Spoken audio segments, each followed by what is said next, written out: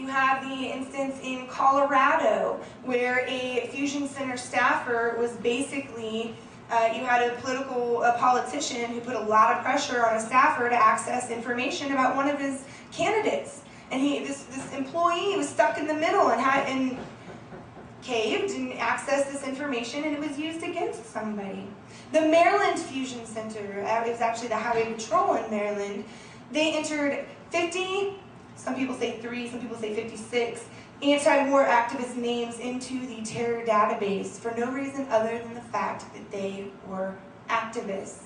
When we visited the Fusion Center in Phoenix, Arizona, they told us that if you're planning a rally in Phoenix and your name is listed as the organizer on the website, they're going to run your name through the Fusion Center databases with absolutely no criminal predicate whatsoever, just to see if maybe you're a part of a radical group.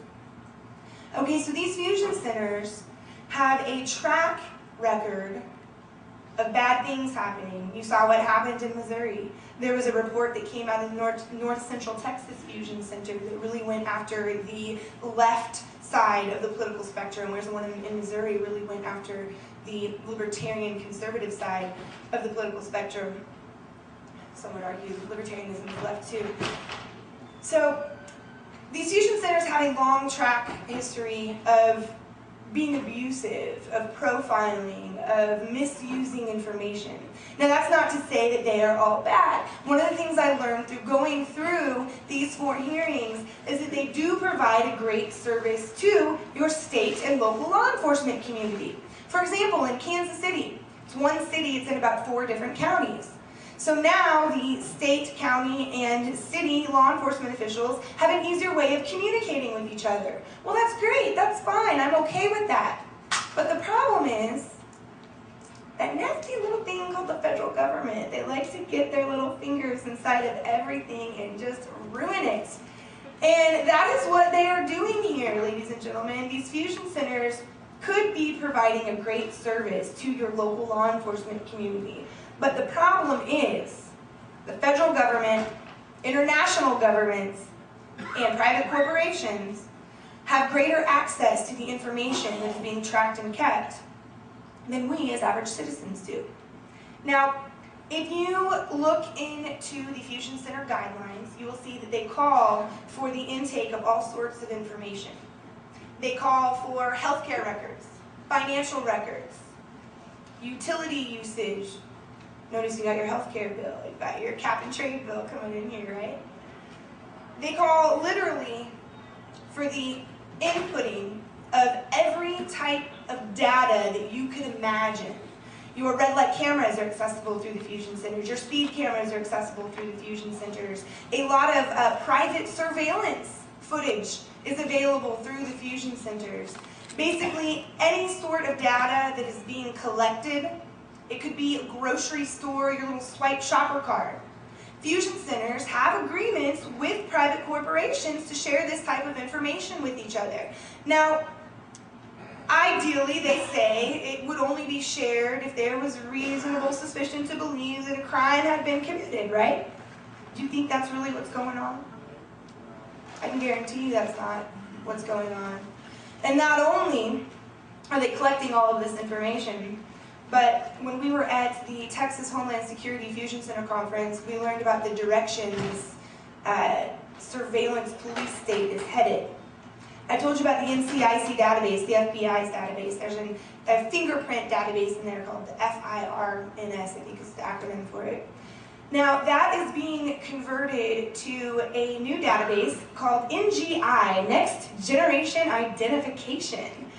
And in this database, they're moving from just collecting fingerprints to palm prints, retinal and iris scans, facial recognition, and a scar and tattoo database. Are any of you in this room comfortable with the federal government having access to facial scans of you or your children's faces? What about body scans of you or your family's body as they walk through TSA? Is anybody at all comfortable with this disgusting, corrupt institution called the federal government having access to the most intimate parts of our body, the most intimate biometric information that exists? I'm not okay with this at all. I'm infuriated. I could sit here and talk to you guys for hours about every single little tiny piece of the puzzle that is infuriating me, but I would prefer to talk about some solutions. Now, these fusion centers, as I said, are not inherently bad. The people who staff these fusion centers are not inherently bad. John and I have traveled, our group has visited a total of 13 fusion centers to date. John and I haven't been the only ones who've been going and visiting these. We visited most of them. And we've sat down and had conversations with these people. You know, they are just dads, mothers, who worked their way up through the law enforcement community, who took a position that was offered to them. They're just good old boys doing their job, and I'm going to tell you, they do not understand technology. I sat in the Texas Homeland Security Fusion Center conference and watched this guy trying to explain to a bunch of Texas law enforcement officials how to manually enter information into an Excel spreadsheet. Okay, and they're talking about layers on a map. And okay, databases, you know, these folks didn't really understand what was going on, and this poor gentleman's trying to, you know, step it down to the most simplistic explanation. But the fact of the matter is, if these people have trouble understanding what an Excel spreadsheet database is, do you think they're going to understand the repercussions of retinal scans and facial scanning technology and palm prints? They don't understand it. They don't understand the amount of power that they have in their hands. In fact, in Houston right now, they have 3-pound portable thumbprint devices that they're bringing up on traffic stops. And people who don't know their rights are voluntarily submitting to fingerprint scans at their vehicle.